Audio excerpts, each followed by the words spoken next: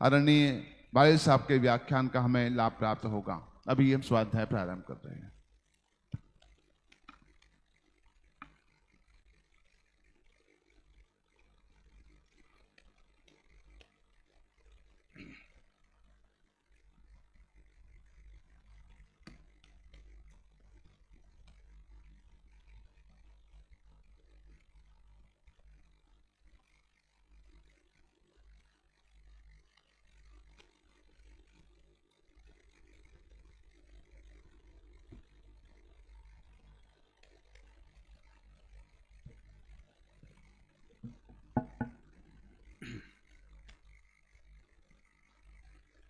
मंगलाचरण प्रारंभ करते हैं।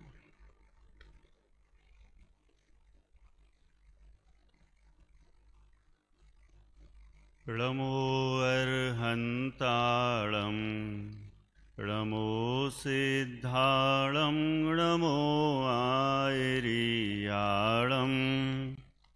णमो वज्झायाळं णमो लोये सव्यसाहुळं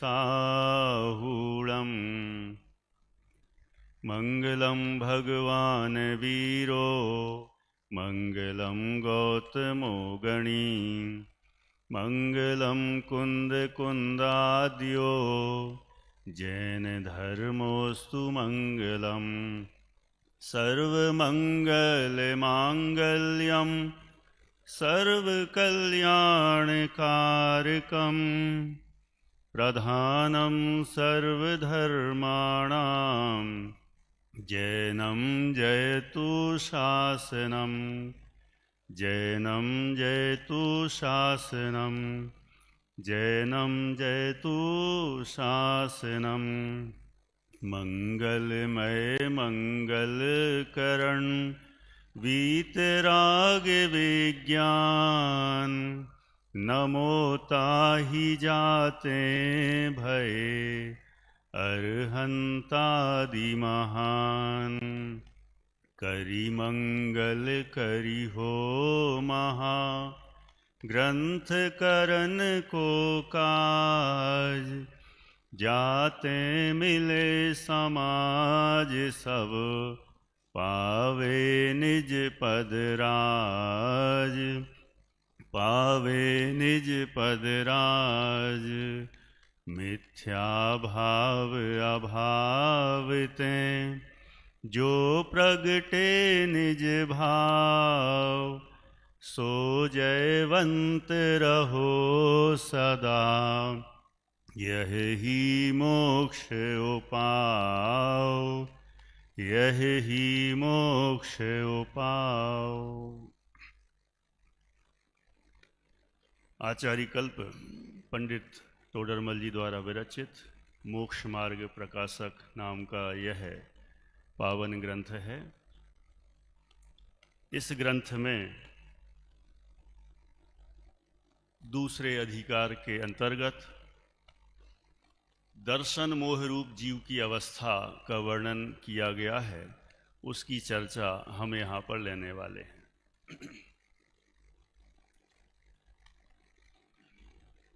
अभी कौन सा कार्यक्रम होने वाला था पता है? बसंत भाई जी, आदरणीय बसंत भाई जी, कौन सा कार्यक्रम होने वाला था मुझे पूछना है। हाँ, अरे वाह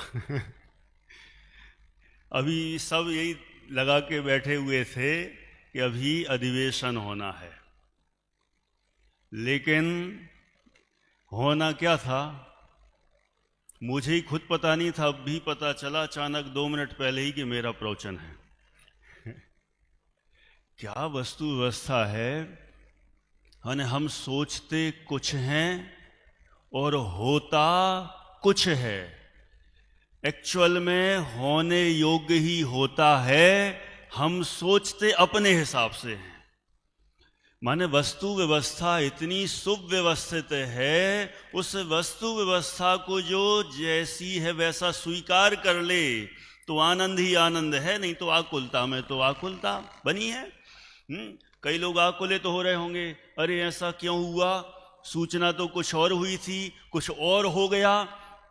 जो व्यवस्था जमा रहे होंगे वे भी सोच रहे होंगे जल्दी करो, क्यों नहीं हो पाया, मुझे ये भी नहीं पता क्यों ये पोस्टपोन्ड हुआ। लेकिन प्लानर जो होंगे उन्होंने सोचा होगा कि कुछ इस कारण से ये प्लान चेंज करके अपन आगे बढ़ा देते हैं अथवा ऐसी व्यवस्था कर देते हैं, और फिर बाद में भी परिणाम बिगड़ें कदाचित। किस बात के परिणाम बिगड़े हैं अजित प्रसाद जी साहब? किस बात के? कि अरे उनकी वजह से नहीं हो पाया, वो आ जाते तो हो जाता, ये चीज़ रह गई, ये आ जाते तो ये हो जाता, इस कारण से नहीं हो पाया। अपन परिणाम कैसे ही कि कैसे करते रहें, लेकिन सच्चाई तो यही है कि हम परिणाम कितने ही करते रहें लेकिन होने योग्य ही होता है। बहुत गजब की व्यवस्था। अब हम अभी यहाँ पर जो प्रकरण लेने वाले हैं, क्योंकि प्रकरण लेंगे लेकिन कोई भी प्रकरण उठा लो, लेकिन सच्चाई तो ये है कि हमें ये बात जो अभी हम कर रहे हैं वो समझ में आ जाए, ये आकुलता खत्म हो जाए। आदरणीय महिपाल जी साहब, माने ये आकुलता खत्म हो तो स्वाध्याय का कोई अर्थ है, और नहीं तो कितने भी लाइनें पढ़ लो, कौन सा ग्रंथ पढ़ लो, यदि आकुलता बनी रहे तो फिर हमने क्या पढ़ा। कोई कोई तो ऐसे भी होंगे चेहरे ही देख के सोच रहे होंगे अरे गुलिस्तान का टाइम तो अभी था ही नहीं, ये क्या हो गया। घड़ी तो नहीं मिला ली किसी ने, 5:45 तो नहीं बजे अभी। देखो गुलिस्तान का टाइम भी गुलिस्तान के ही टाइम पर है, और इस समय का टाइम अपने अपने टाइम पर है। सब कुछ व्यवस्थित चल रहा है। हम छोटा सा प्रकरण ले रहे हैं, ये हमारे शाम के गुलिस्तान को भी मैच करेगा, क्योंकि वो शाम का चल ही रहा है प्रकरण है। सब जगह चर्चा अपने प्रथम गुलिस्तान की ही चल रही है, क्योंकि निश्चयाभासी, व्यवहाराभासी, उभयाभासी, और ये तीनों आभासी कौन से गुलिस्तान वाले हैं? कोई कहे इधर भी गुलिस्तान ले आए, थोड़ा तो छोड़ देते। अरे गुलिस्तान कहीं पीछा छोड़ने वाला नहीं है, जहां चर्चा करें वहीं पर गुलिस्तान है। अब हम बात कर रहे हैं वहां शाम के प्रकरण में चतुर्थ गुलिस्तान की चर्चा पर बात करना है, लेकिन चतुर्थ गुलिस्तान आएगा कब, जरा हम ये भी तो देख लें। तो यहाँ पर हमने प्रकरण लिया है, ये सुप्रसिद्ध आदरणीय आचार्य कल्प हमारे पंडित टोडरमल जी की सुप्रसिद्ध पंक्तियाँ हैं, सबको याद भी होंगी। उन्हीं यादगार पंक्तियों को हम प्रैक्टिकल में देखने का प्रयास करेंगे तो निश्चित रूप से हमारा गुलिस्तान चौथा हो जाएगा। पेज नंबर 38 पर है। प्रकरण तो है दर्शन मोहरूप जीव की अवस्था, और दर्शन मोहरूप जीव की अवस्था कौन से गुलिस्तान में होती है? कौन से गुलिस्तान है? पहले ही में है।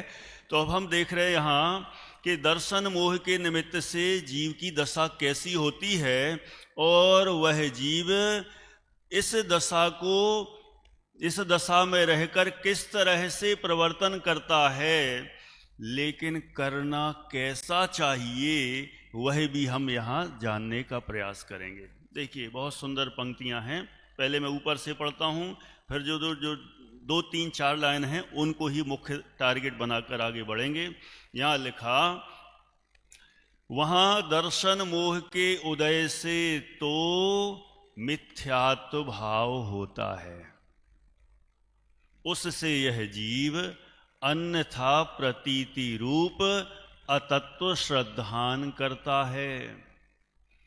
जैसा है वैसा तो नहीं मानता, और जैसा नहीं है वैसा मानता है। सबसे बड़ा दुख का कारण, सबसे बड़ी तकलीफ का कारण तो यही है। हम किस बात से दुखी हैं? हमारा काम नहीं हुआ इसलिए दुखी हैं, कि हमें समझ ही नहीं है इसलिए दुखी हैं। काम तो अपने समय पर होता है, लेकिन समय पर जो हुआ उसको स्वीकार कर लेना ये है सत्यार्थ मार्ग, और उसमें आकुलता करना वो दुख का कारण है। यहाँ तो दर्शन मोह रूप जीव की अवस्था कह रहे हैं। यहाँ कहते हैं कि दर्शन मोह के उदय से तो मिथ्यात्व भाव होता है, और मिथ्यात्व भाव के कारण क्या होता है मांगीलाल जी साहब? उससे यह जीव अन्यथा प्रतीति रूप अतत्व श्रद्धान करता है। अन्यथा प्रतीति रूप अतत्व श्रद्धान करता है का अर्थ यहां पर नीचे दिया, जैसा है वैसा तो नहीं मानता और जैसा नहीं है वैसा मानता है। तो है कैसा, है कैसा, उसके लिए अब यहां जो पंक्तियां हैं वो पढ़ते हैं, फिर अपन चर्चा करेंगे। सीधे विषय पर आ गए। हमने सोचा लंबी लंबी भूमिका बनाएंगे, ग्रंथ का परिचय देंगे, फिर कौन से कितने अध्याय, इसकी आवश्यकता नहीं। यहाँ सभी प्रबुद्ध लोग बैठे हुए हैं, इसलिए सीधी सीधी 2 मिनट में बात करके अब यहीं पर आते हैं। यहाँ पर बताना है कि मिथ्या दृष्टि जैसा है वैसा तो नहीं मानता और जैसा नहीं है वैसा मानता है। तो पहले तो ये बताओ है कैसा, तो यहां बताया, पढ़े अपन, सबको पंक्तियां याद भी हैं। अमूर्तिक प्रदेशों का पुंज। क्या बोले हैं, एक एक शब्द एकदम पचा पचा के बोलने लायक है, और बोलने बस से नहीं, वो हमें समझ में आना चाहिए। अमूर्तिक प्रदेशों का पुंज। नंबर 2, प्रसिद्ध ज्ञानादि गुणों का धारी। 2 हो गए। नंबर 3, अनादि निधन। अनादि निधन कितने हो गए? 3। वस्तु कौन है? आप ही हो। कौन है? देखो, लिखा तो आप है, लेकिन समझना क्या है? मैं हूं। है? देखो कितने बिंदु आए, इसमें कितने बिंदु आ गए? 4 बिंदु आ गए। हम देख लें अपना परिचय, असली इंट्रोडक्शन हमारा क्या है। यहां सबसे पहला बताया, मैं फिर से इसको पढ़ता हूं, अमूर्तिक प्रदेशों का पुंज। नंबर 2, प्रसिद्ध ज्ञानादि गुणों का धारी। नंबर 3, अनादि निधन। और नंबर 4, वस्तु। ये 4 बिंदु हुए। और ये सब कौन है? आप है। आप है मतलब डॉक्टर साहब कौन है? मैं हूं। है ना? अभी और आगे का पढ़ लेते हैं, फिर बात करते हैं। आगे क्या लिखा? और मूर्तिक प्रदेश, मूर्तिक पुद्गल द्रव्यों का पिंड। प्रसिद्ध ज्ञानादिकों से रहित, जिनका नवीन संयोग हुआ, ऐसे शरीर आदि पुद्गल पर हैं। इतनी बात करते हैं, क्योंकि यहां लिखा ना कि दर्शन मोह के उदय से यह जीव जैसा वस्तु का स्वरूप है वैसा तो नहीं मानता, और जैसा नहीं है वैसा मानता है। अब जरा हम चेक कर लें है कैसा, अशोक जी साहब।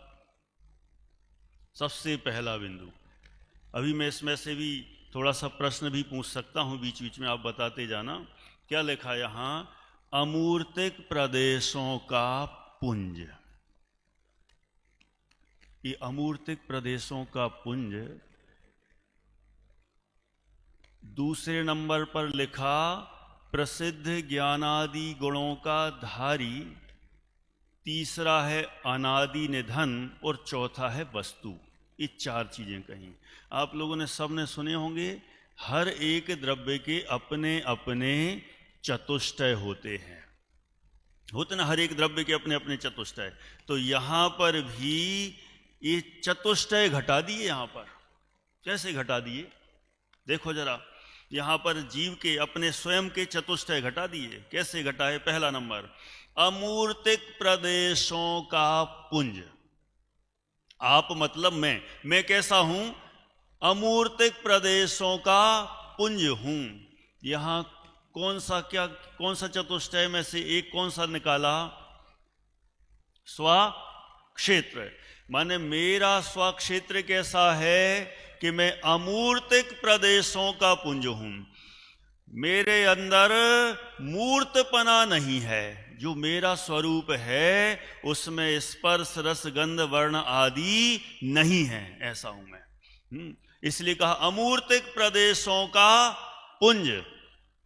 इससे इस जीव का स्वयं का स्वक्षेत्र बताया। देखो अपना ये परिचय है, माने अपने परिचय को यहां बता रहे हैं कि अमूर्तिक प्रदेशों का पुंज। और दूसरा बोले हैं प्रसिद्ध ज्ञानादि गुणों का धारी। इसमें क्या लेना है? प्रसिद्ध ज्ञानादि गुणों का धारी। देखो इसमें भी लिखा, शब्द क्या लिखा? प्रसिद्ध। ऐसे कोई गुप्त हो ऐसे नहीं, प्रसिद्ध।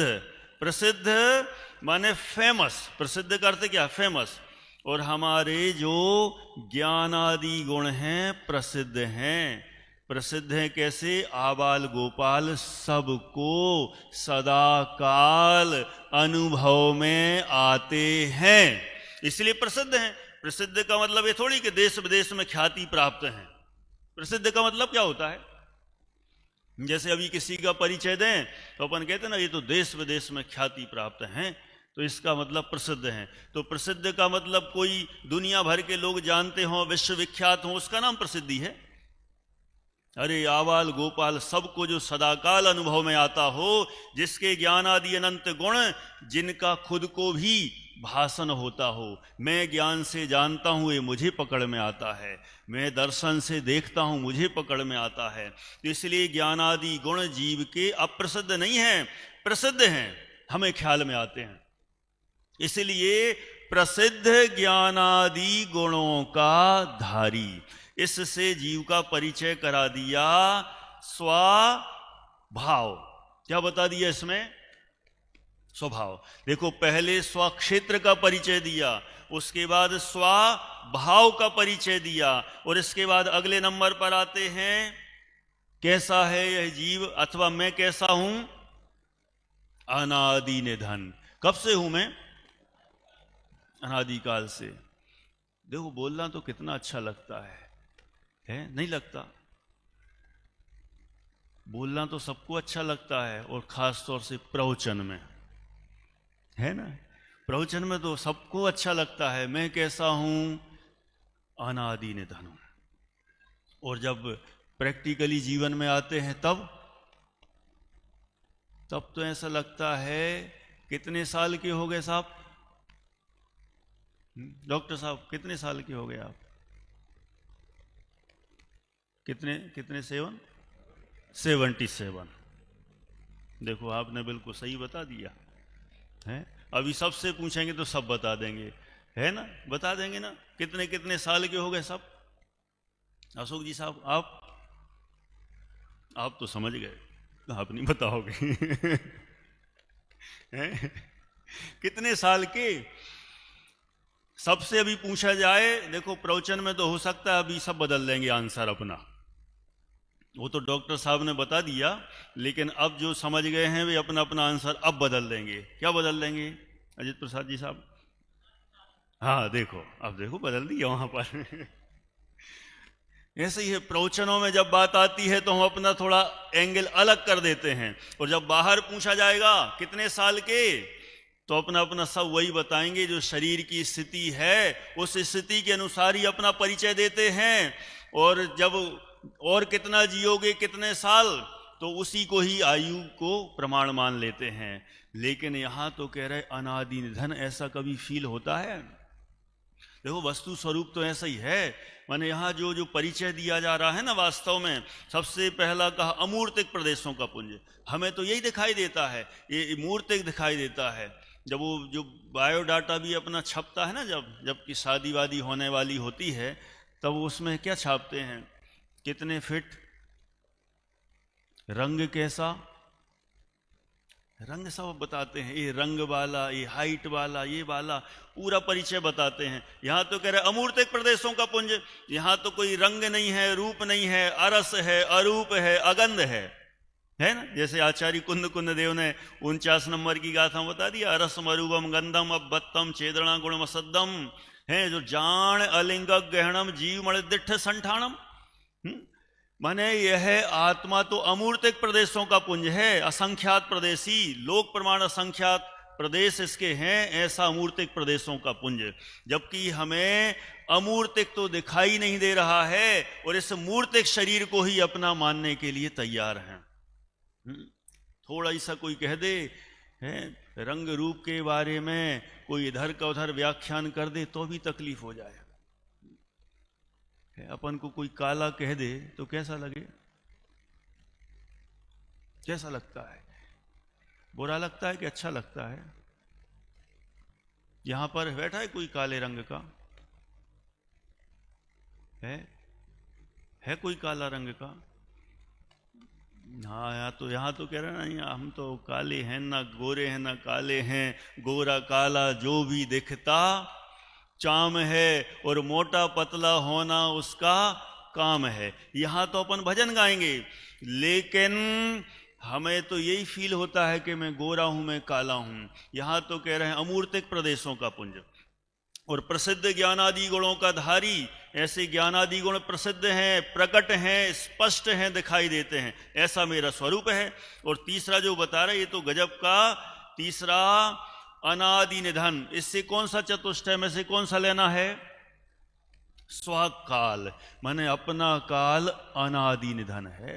जिसको ये भाव भाषण हो जाए कि मैं अनादि काल से हूं और अनंत काल तक रहने वाला हूं, कितना मजा आ जाए। मृत्यु का भय खत्म होगा कि नहीं होगा? अच्छा बताओ, मैं मर जाऊंगा ऐसा किसको डर नहीं लगता? डर लगता है कि नहीं लगता? यदि हमें पता चल जाए कि मैं मरने वाला नहीं हूं, तो कितना एक अलग ही आनंद आए, कितनी अच्छी फीलिंग हो। यहां तो कह रहे अनादि काल से अनंत काल तक रहने वाला हूं, ऐसा मेरा स्वरूप है। ये है इसका स्वकाल। और एक और बचा, कौन सा बचा? स्वाद्रव्य। ये स्वाद्रव्य कहां से निकलेगा? इसमें है अनादि निधन, इसके बाद क्या लिखा? वस्तु। क्या लिखा है? वस्तु। माने जो वस्तु है वह है स्वाद्रव्य। और इन चारों का मिश्रण करके वह कौन है? आप है। आप है माने मैं हूं। देखो, णमोकार मंत्र का जाप तो हम बहुत देते हैं योगेश जी साहब, लेकिन यहाँ एक बार इसका भी तो जाप देके देखने का प्रयास करें कि यहाँ तो कितना स्पष्ट कर दिया कि हमारा स्वचतुष्टय घटित कर दिया। यहाँ स्वचतुष्टय करके बता दिया कि मैं अमूर्तिक प्रदेशों का पुंज हूं, प्रसिद्ध ज्ञानादि गुणों का धारी हूं, अनादि निधन वस्तु, और ऐसा आप मतलब मैं हूं। इतना अपना सीधा सीधा परिचय है और किसी परिचय की आवश्यकता है नहीं। और इसका जो अपोजिट है सीधा, क्या है अपोजिट? देखो, अब दूसरा जरा देख लेते हैं, दूसरा पक्ष जिसको हम अपना मानते हैं। यहां पहले ही लिख दिया था, जैसा है वैसा तो नहीं मानता, है ना। अभी चेक करेंगे अपन, ये तो मैं बढ़ता जा रहा हूं और आगे फिर अब आपसे प्रश्न पूछेंगे। पूछने के बाद आप बताना कि जो यहां लिखा ना, जैसा है वैसा तो नहीं मानता और जैसा नहीं है वैसा मानता है।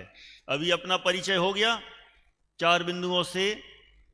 अब पड़ोसी का परिचय भी प्राप्त कर लेते हैं। कौन से पड़ोसी का? इस शरीर का। जरा अपन उसका भी देख लेते हैं जरा, क्या लिखा यहां। और मूर्तिक उद्गल द्रव्यों का पिंड। देखो, अभी आत्मा के लिए तो लिखा था पुंज, और शरीर के लिए क्या लिख रहे हैं? पिंड। ये ऐसा क्यों? देखो, पुंज अच्छी चीज के लिए प्रयुक्त होता है। अपन जैसे चावल भी चढ़ाते हैं ना मंदिर में, तो वो क्या है? वो पुंज है। और यहां पर बुरी चीजों के लिए पिंड कहते हैं। इस पिंड से पीछा छुड़ाओ। तो यहां शरीर के लिए क्या बोले हैं कि शरीर आदि और मूर्तिक पुद्गल द्रव्यों का पिंड। एक पॉइंट। नंबर 2, प्रसिद्ध ज्ञानादिकों से रहित। 2 पॉइंट।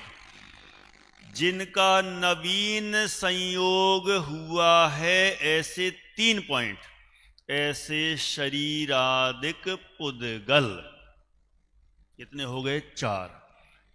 ये 4, इसमें भी कौन सा चतुष्टय घटाएंगे? है कौन सा घटाएंगे संदीप जी साहब? इसमें पर चतुष्टय घटा लो। देखो कैसे घटाएंगे। सबसे पहले बताओ, मूर्तिक पुद्गल द्रव्यों का पिंड, इसमें कौन सा चतुष्टय घटेगा? मूर्तिक पुद्गल द्रव्यों का पिंड। क्या है इसमें? स्वद्रव्य, स्व माने पर द्रव्य, पर क्षेत्र, पर काल, पर भाव। क्या है? पर द्रव्य है। सोच लो अच्छे से। है पर क्षेत्र।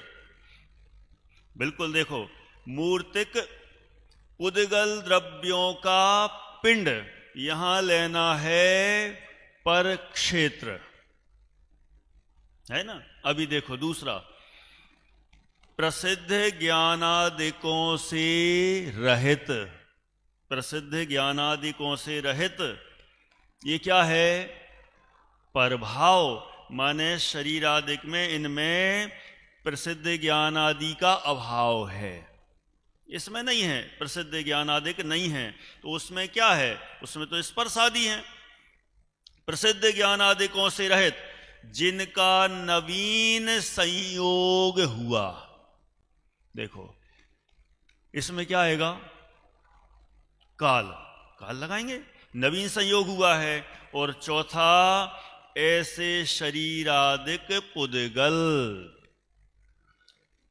ये क्या है? पर द्रव्य है। शरीरादिक पुद्गल पर हैं।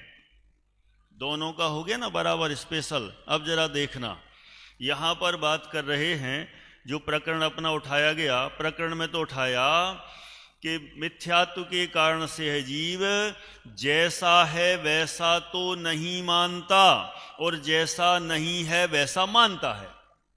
अब जरा हम चेक कर लेते हैं। यहां जो स्वचतुष्टय और परचतुष्टय से वस्तु स्वरूप बताया गया, अब हम विचार करें और अपने आप में लगाने का प्रयास करें कि जैसा है वैसा मानता है कि नहीं मानता। यहां देख लेते हैं, चेक कर लेते हैं। सबसे पहले बताया, जो आत्मा का परिचय दिया कि अमूर्तिक प्रदेशों का पुंज, 1 पॉइंट। और यहां पर लेते हैं किसका? मूर्तिक पुद्गल द्रव्यों का पिंड। है कैसा इन दोनों में से मैं कौन हूं? अमूर्तिक प्रदेशों का पुंज, और यहां लिखा है मूर्तिक पुद्गल द्रव्यों का पिंड। इन दोनों में से मैं कौन हूं? सीधा सरल उत्तर है कि मूर्तिक पुद्गल द्रव्यों का पिंड तो है शरीर, और अमूर्तिक प्रदेशों का पुंज है मैं स्वयं आत्मा। लेकिन यहां पर उल्टा ही भाव भाषित होता है। क्या भाव भाषित होता है? अमूर्तिक प्रदेशों का पुंज तो मैं हूं, और हमें ऐसा लगता है कि मूर्तिक पुद्गल द्रव्यों का पिंड में हूं। दोनों में से चेक कर लो। जिसको ऐसा नहीं लगता हो, समझ लेना सम्यक दृष्टि है। कैसा? और जो यहां लिखा है वैसा लगता हो, समझ लेना मिथ्या दृष्टि है। कई लोग पूछते हैं कि मुझे सम्यक दर्शन हो गया कि नहीं हो गया। कल भी बात आई थी ना अपने शाम के गुण स्थान वाले प्रकरण में। ऐसी प्रकरण में चर्चा आई कि कई लोग पूछते हैं सम्यक दर्शन हुआ कि नहीं हुआ। तो अब यहां चेक कर लो, यहां चेक कर लो कि अमूर्तिक प्रदेशों का पुंज हमें ऐसा लगता है कि मूर्तिक पुद्गल द्रव्यों का पिंड ऐसा लगता है। यदि इन दोनों में हमें पता चलता है कि हमें मूर्तिक पुद्गल द्रव्यों का पिंड, यदि हमें ऐसा भाव भाषण होता है, ऐसी प्रतीति होती है तो फिर हमें किसी से सर्टिफिकेट लेने की जरूरत नहीं है, हमें खुद पता चलता है कि अभी अज्ञान दशा चल रही है, मिथ्यात्व की दशा चल रही है। माने कितना विषय एकदम स्पष्ट है कि हमें शास्त्रों में से बराबर स्पष्ट वस्तु स्वरूप समझ में तो आ रहा है, लेकिन मान्यता में तो अभी भी वही का वही है, कहीं हिल भी नहीं रहा है। अपना इतने दिन से शिविर चल रहा है। अच्छा मुझे बताओ कि जो प्रकरण भी चल रहे हैं ना, कक्षाओं में भी चल रहे हैं, निश्चयाभासी ये है, व्यवहाराभासी ये है, उभयाभासी ये है। अच्छा मुझे बताओ कि अपन में से हम कौन हैं इन सब में से? कुछ सोचा तो होगा। हम निश्चयाभासी हैं, व्यवहाराभासी हैं कि उभयाभासी हैं? तीन में से कौन है? तीन ऑप्शन दिए और कोई कहे नहीं तीन क्यों, हर जगह चार मिलते हैं, चौथा भी दो, तो चौथा भी चलो लगा देते हैं जो पंडित टोडरमल जी ने दिया है। कौन सा? सम्यक्त सन्मुख मिथ्या दृष्टि। बताओ कौन से होंगे, कौन से होंगे? कोई कहे कि नहीं अपन तो निश्चय वाले हैं ना। कौन से वाले हैं अपन? ना तो यहां कोई निश्चय वाला बैठा होगा। बैठे हैं क्या चंदू भाई जी? कौन से वाले हैं अपन? भरत भाई आप निश्चय वाले हो कि व्यवहार वाले? कौन से वाले हैं? अच्छा मांगीलाल जी साहब बोल रहे तीनों हैं। है? तीनों हैं, एक निश्चयाभासी, एक व्यवहाराभासी और एक उभयाभासी, तीनों ही हैं। देखो अपन इतना पढ़ तो रहे हैं पहले दिन से ले अभी तक, और अभी बस 2 दिन का और शिविर है, और 2 दिन शिविर के हो जाएंगे और उसके बाद फिर हम कौन से शिविर मिलने वाले हैं? जगह नहीं बताएंगे, जगह तो आप लोगों की भी नक्की नहीं हुई मुझे पता है, डेट वेट तो पक्की हो ही गई है, शायद वो सूचना होगी, जो भी होगा। अब यहां से शिखर जी से अब अगले शिविर में जाएंगे, वहां पर भी यही चलेगा और वहां पर भी यही चर्चा होगी, और मान लो कदाचित यही प्रकरण चलेगा और घुमा फिरा के रहेंगे वहीं के वहीं। हम कहां आगे बढ़े।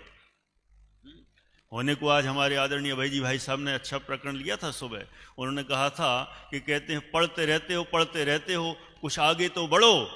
तो आगे क्या बढ़े? तो उन्होंने इस पर अपने विचार कितने अच्छे रखे कि ज्ञान में निर्मलता बढ़ी, स्पष्टता बढ़ रही है, दृढ़ता बढ़ रही है। लेकिन हम तो कहते हैं इतना बढ़ा, लेकिन यहां तक बढ़ना चाहिए, नहीं तो यहां तक तो वो हर शिविर में बढ़ता जाता है, थोड़ा सा विषय समझ में आ जाता है। अभी मोक्ष मार्ग प्रकाशक का चला, हो सकता है कभी समय सार का चल जाएगा, कभी प्रवचन सार का चल जाएगा, कभी नियम सार चल जाएगा, कभी पंचास्ती का चल जाएगा, लेकिन घूम फिर के रहेंगे तो वहीं के वहीं।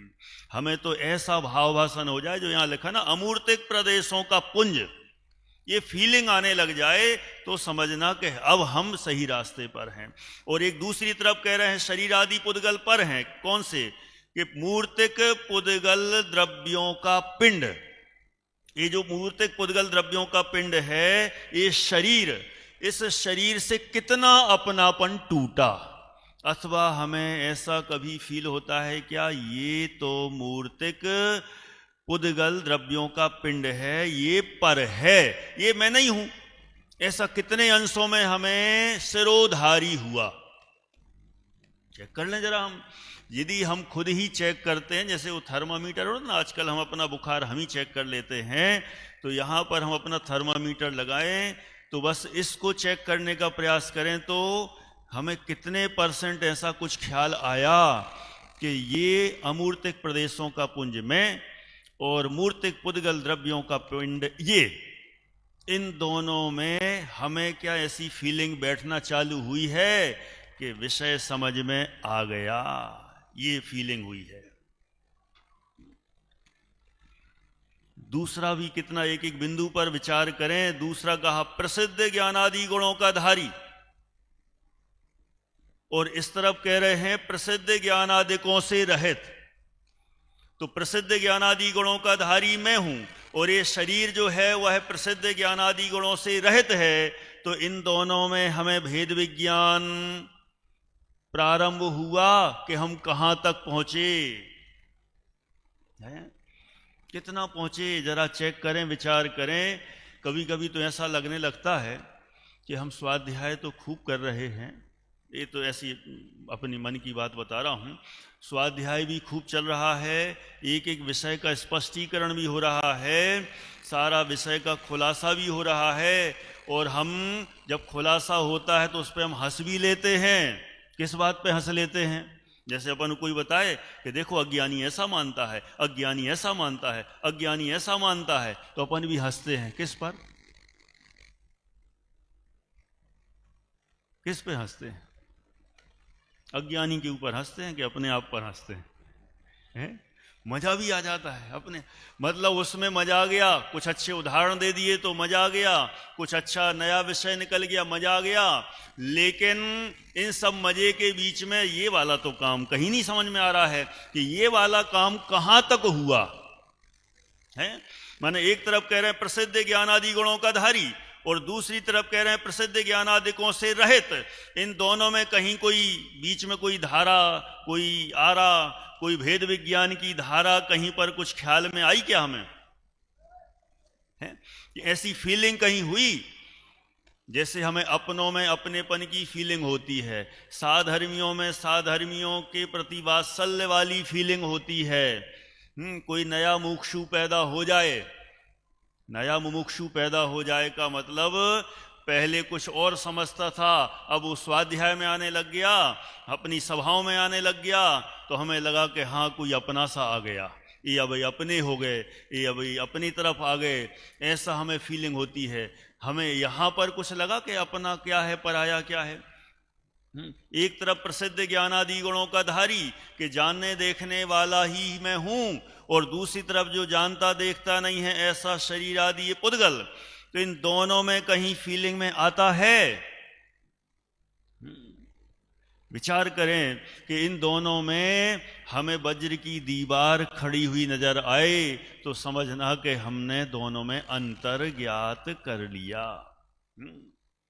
तो तीसरा लिख रहे हैं, एक तरफ मैं अनादि निधन हूं और दूसरी तरफ इस शरीर को बोल रहे हैं जिनका नवीन संयोग हुआ है। तो मुझे अनादि निधन की फीलिंग होती है कि नवीन संयोग की फीलिंग होती है? ये चेक करें बराबर, किसकी फीलिंग हो रही है? बेलोकर जी साहब, अपन चेक करें। एक तरफ अनादि निधन में और दूसरी तरफ नवीन संयोग वाला ये शरीर, तो दोनों में से हमें अपनेपन की फीलिंग किस में है? अनादि निधन वाले में हमें लगता है कि ये मैं हूं, कि दूसरी तरफ ये लिखा हुआ है कि नवीन संयोग हुआ है शरीर, वो मैं हूं। तो दोनों में से हमें किस में लगता है कि ये मैं हूं कि वो मैं हूं? क्या लगता है? लगना तो चाहिए कि मैं अनादि निधन तत्व हूं, लेकिन अभी भी हर समय ऐसा ही ख्याल में आता है कि जिनका नवीन संयोग हुआ है वह मैं हूं।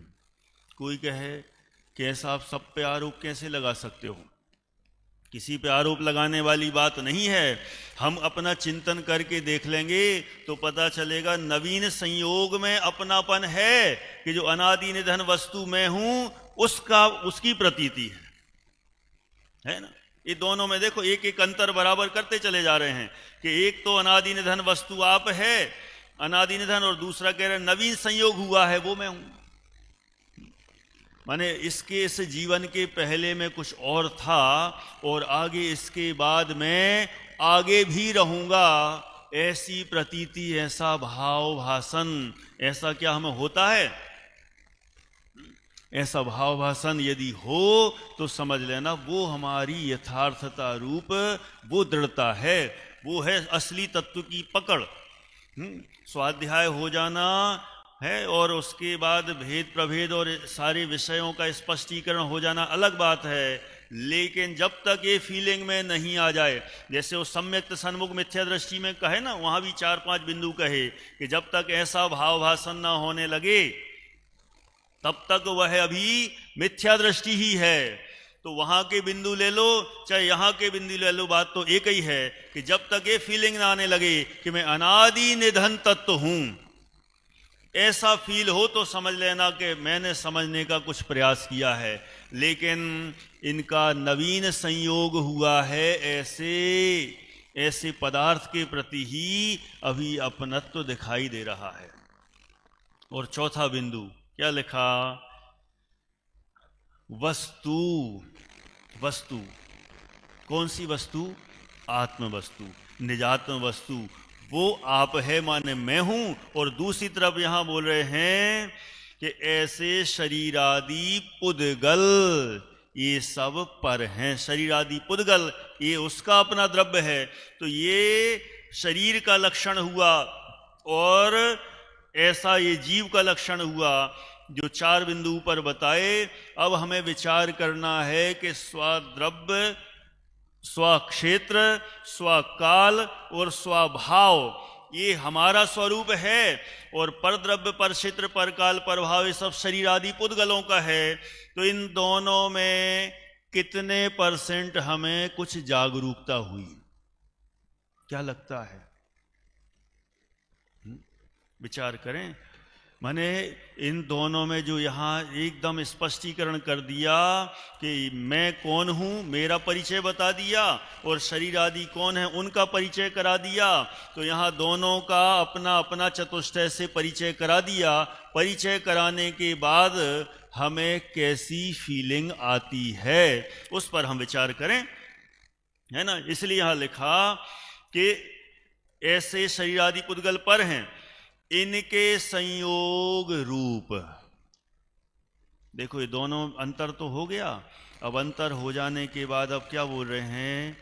इनके संयोग रूप। इनके संयोग रूप मतलब किनके संयोग रूप? ये मैं आत्मा और शरीर पर, इन दोनों के संयोग रूप, माने आत्मा और ये पुद्गल पिंड वाला, इन दोनों के संयोग रूप नाना प्रकार की मनुष्य तिर्यंचादि पर्यायें होती हैं। उन पर्यायों में अहम बुद्धि धारण करता है। स्वपर का भेद नहीं कर सकता। जो पर्याय प्राप्त करे उस ही को आप रूप मानता है। देखो सारी गड़बड़ कहाँ हो गई है। माने स्वरूप जैसा, इसलिए उसमें पहले ही कह दिया था जैसा है वैसा तो नहीं मानता, और जैसा नहीं है वैसा मानता है। तो यहां पर बाद में एकदम स्पष्ट कर दिया। अंत में क्या बोले?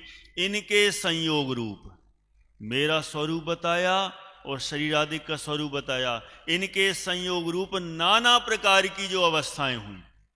अभी अन्य अवस्थाओं को तो छोड़ दो, हमारी अभी कौन सी अवस्था हो रही है इनमें से? है यहां लिखा ना, मनुष्य तिर्यंचादि पर्याय होती हैं। तो अब ये कौन सी पर्याय हो रही है? ये मनुष्य पर्याय हुई। अब ये मनुष्य पर्याय हुई, और इस पर्याय में क्या बोल रहे हैं? उन पर्यायों में अहम बुद्धि धारण करता है। माने ये शरीर में हूं, ऐसा निरंतर एक पल के लिए भी इस शरीर में परबुद्धि नहीं आती, और एक पल के लिए भी आत्मा में अहम बुद्धि नहीं आती। जबकि होना तो ये चाहिए कि हर क्षण जो मैं हूं उसमें अहम बुद्धि आए, और शरीर ये पर है इससे अहम बुद्धि छूट जाए। लेकिन हर समय प्रतीति ऐसी बनती है, जैसे वो उदाहरण नहीं देते कि जैसे कोई लड़का लड़की का रोल करे, मंच पर लड़का लड़की का रोल करता है, लड़की की जैसे उनके श्रृंगार कर लेता है, साड़ी पहन लेता है, बोलने में भी वैसे ही बोलेगा, मैं जा रही हूं, मैं आ रही हूं, मैं खा रही हूं, मैं पी रही हूं, मैं भोजन बना रही हूं, ओ जी सुनते हो जी। भाषा भी वैसे ही बोले, चाल भी वैसे ही चले। अभी भी नाटक हुआ था ना कल परसों, उसमें कितनी लड़कियां आई थी, है वो भोपाल वालों का नाटक। पहचान ना पाओ, कई लोग तो उनके साथ फोटो खिंचवा रहे थे मैंने देखी मोबाइल पे फोटो, मैंने ऐसी ऐसी फोटो देखी कि वो लड़के और लड़कियां आपस में फोटो खिंचवा रहे, जबकि वे पूरे के पूरे लड़के थे सब। अच्छा, मान लो उनसे हम जाके पूछते कि इतनी एक्टिंग की, इतनी प्रैक्टिस की और हर समय पूरा लड़की का रोल किया, महिला का रोल किया, साड़ी पहनी, श्रृंगार किया, दूसरे लोग भी पहचान ना पाए। एक बार तो मुझे भी लगा कि भोपाल में तो सारे लड़के लड़के हैं, ये लड़कियां कहाँ से लाए? हो सकता है कि कहीं इधर उधर से बात कर ली हो या वहीं आसपास में होंगे तो दो चार ले आए होंगे, लेकिन बाद में पता चला पूरे ही लड़के थे। क्या माने, लड़के पूरे रोल कर रहे हैं सारी लड़कियों का। अच्छा मुझे बताओ, यदि उनसे प्रश्न पूछते, क्या पूछते महिपाल जी साहब, कि इतनी प्रैक्टिस के दौरान, इतने मंच पर मंचन के दौरान, इतनी जो भाषा बोली उसके दौरान कभी भी ऐसा 1% भी शक हुआ क्या? कौन सा? कि मैं लड़की तो नहीं हो गई। 1% भी कहीं संदेह नहीं होता। हर समय प्रतीति बनी रहती है कि मैं तो लड़का ही हूं। क्या प्रतीति का कमाल है! ये है असली वास्तव में। और हम जरा चेक करें कि ऐसी क्या प्रतीति हमें हर समय है, या एक समय के लिए भी हुई कि अरे यह शरीर में नहीं हूं, कोई कहे शरीर हो, नहीं, 1% भी संदेह ना हो कि यह शरीर में हूं। हर समय ये फीलिंग आए कि अरे मैं तो अमूर्तिक प्रदेशों का पुंज हूं। है सम्यक दर्शन हो जावे, माने ऐसी प्रतीति आ जाए। माने जैसी अहम बुद्धि, पंडित टोडरमल जी कहते हैं, जैसी अहम बुद्धि शरीर में धारण करता है वैसी अहम बुद्धि अपने आत्मा में धारण करे।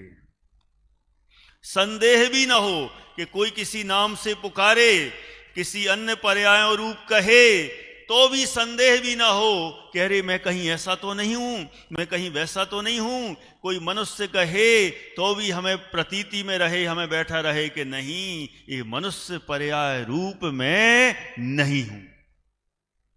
यहां लिखा ना, क्या लिखा कि इनके संयोग रूप नाना प्रकार की मनुष्य त्रिंचाधिक पर्याय होती हैं, उन पर्यायों में अहम बुद्धि धारण करता है। समय तो नहीं हो गया? हो गया है ना?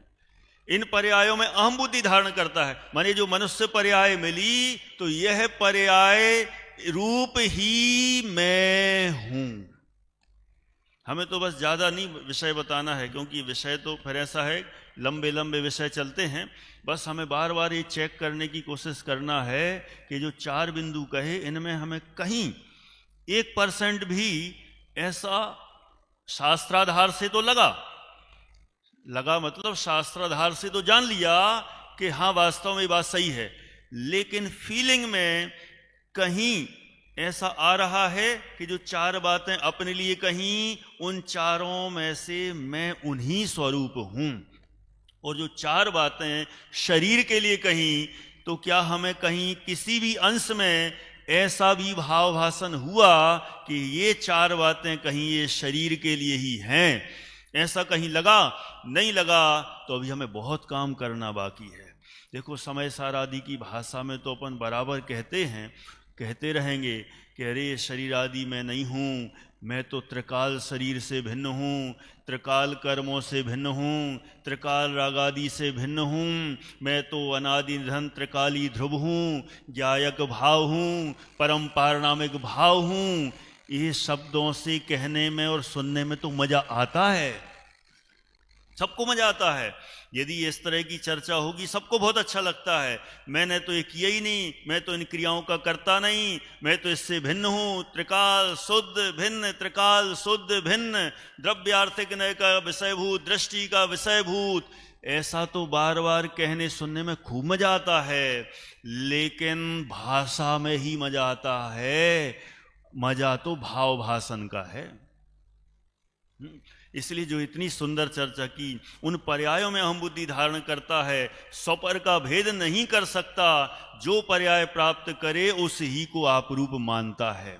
लेकिन हमारा तो कर्तव्य है कि ये पर्याय जो कदाचित हमारे पुराने कर्मोदय से मिली है, लेकिन इस पर्याय रूप हमें अनुभवन नहीं करना है। हमारा कर्तव्य है कि इस मनुष्यादि पर्यायों में रहकर भी कदाचित मैं हूं, तो भी मैं इस पर्याय रूप नहीं हूं। ऐसा बारंबार हमें अभ्यास करना चाहिए, और बारंबार अभ्यास करेंगे तो क्या मजाल इसकी कि हमसे चिपका रहे, ये शरीर आदि मुझसे श्रद्धान में पृथक पृथक हो जाएं। हम ऐसा निर्णय करें, इसी भावना से यहाँ पर ही पूरा कर लें। प्रवीण, अभी कहा था तत्काल प्रवचन के लिए, अभी तत्काल कहा था क्या? हाँ। ये जिनवाणी के अंतरंग जिसके हृदय में बैठी होती है, ऐसे ही लोगों का ये कमाल है कि अचानक उनको कह दिया जाए कि भाई परिस्थिति बदल गई है और आपको स्वाध्याय में बैठना है, तो बुझे मन से और भुगतने के बजाय स्वयं आनंद लेके उस विषय को प्रतिपादन करना, एंजॉय करना, और गहराई से मानो वो पहले से ही उसका रस बना के आए हों। तो मैं जो बात बार बार अपने साथियों से और समाज से कहता हूँ कि हमें ऐसे ही उच्च कोटि के विद्वान चाहिए। ऐसे विद्वान ही कालजयी विद्वान बनते हैं, उच्च कोटि के विद्वान बनते हैं, जो जिनवाणी का रसास्वादन स्वयं करते हैं और उत्साहपूर्वक दूसरों को कराते हैं, और गहराई से भूलें कहाँ कह रह जाती हैं, कहाँ तक हम पहुँच पाते हैं और कहाँ तक नहीं पहुँच पाते हैं, वो सब बातों को स्वयं महसूस करते हैं और दूसरों को महसूस कराते हैं। बहुत प्रसन्नता हुई, और मैं सलाहकार बोर्ड में भी यही कहने वाला था, या यही कहने वाला हूँ, जो भी होगा कि ऐसी और भी प्रतिभाएं जो छुपी हैं हमारे बीच में, उन्हें हम पहचान करके समाज में अवसर देवें, अपने शिविरों में, पंच कल्याणकों में, अपने जो जहाँ भी जो शिविर लगते हैं, ताकि उनका भी उत्साह बढ़े और वे भी समाज के बीच में आवें, और वो भी गहरे अभ्यास में समझ लीजिए तैयार होवें। भाई साहब, कोई सूचना?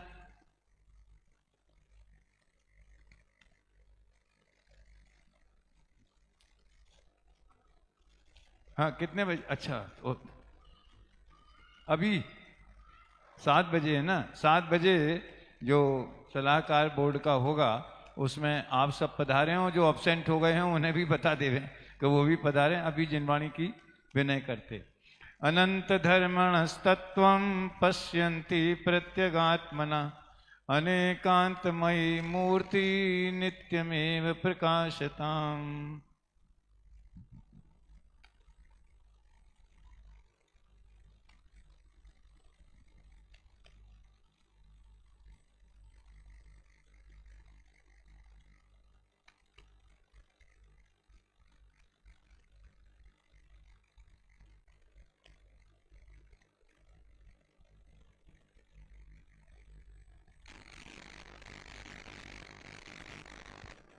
बोलिए शादवाद मई जिनवाणी माता की जय।